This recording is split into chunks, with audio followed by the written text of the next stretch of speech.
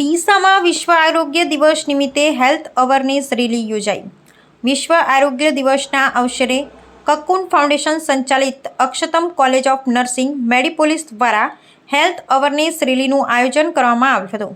આ રેલીમાં કોલેજના 120 જેટલા વિદ્યાર્થીઓ અને વિદ્યાર્થિનીઓએ ઉત્સાહપૂર્વક ભાગ લીધો। આ રેલી ડીસા સિવિલ હોસ્પિટલથી શરૂ થઈ જલારામ મંદિર સુધી પહોંચી। રેલી દરમિયાન વિદ્યાર્થીઓએ આરોગ્ય સંબંધિત જાગૃતિ ફેલાવવા માટે નારા લગાવ્યા તથા સ્વસ્થ જીવનશૈલી અંગે જનજાગૃતિ અભિયાન ચલાવ્યું।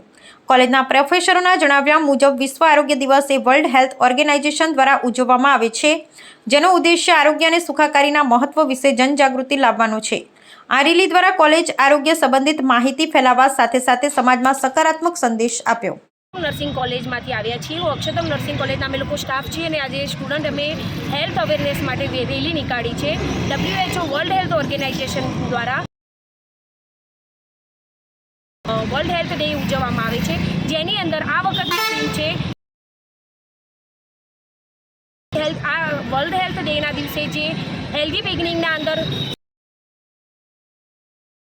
હાઇજીન મેન્ટેન કરવાની, સેનિટેશન, પ્રોપર ફૂડ છે, એક્સરસાઇઝ છે, યોગા છે, જેના